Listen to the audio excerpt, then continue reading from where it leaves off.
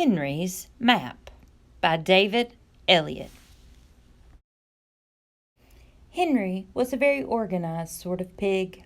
He liked knowing exactly where everything was in his tidy little sty.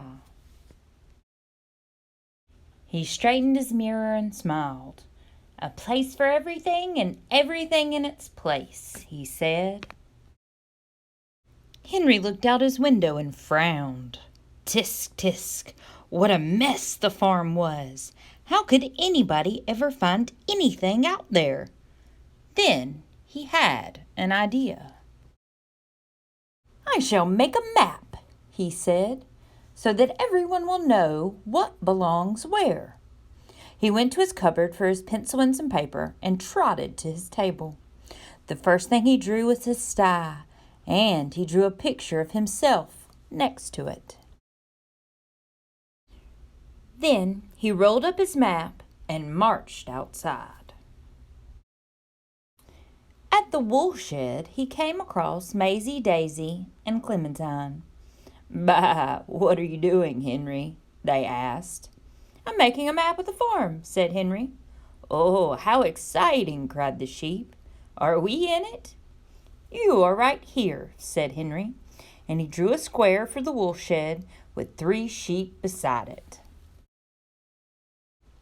The sheep clapped their hooves together in excitement.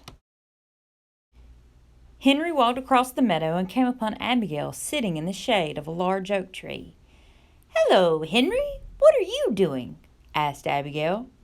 But before he could answer, the sheep cried, "Bah, he's making a map of the farm, and we're in it." "Really?" said Abigail. "Can I be in it too?" "Certainly," said Henry, and he drew a scribbly circle for the oak tree and a picture of a cow. Henry continued on his way until he saw Mr. Brown grazing by his stable. "Hello, Henry, what are you doing?" neighed Mr. Brown. Maisie, Daisy, Clementine, and Abigail quickly shouted, "He's making a map, and we're all in it." "Remarkable," snorted Mr. Brown. "Is there room for a horse?" "Of course," said Henry. He took out his pencil and drew a square for the stable and a picture of a horse. By the time Henry arrived at the chicken coop, all the animals were in an uproar. "A map! Henry's making a map, and we're all in it!" they exclaimed. He drew a square for the coop and 3 chickens. "Now," he said proudly, "we'll know where everything is."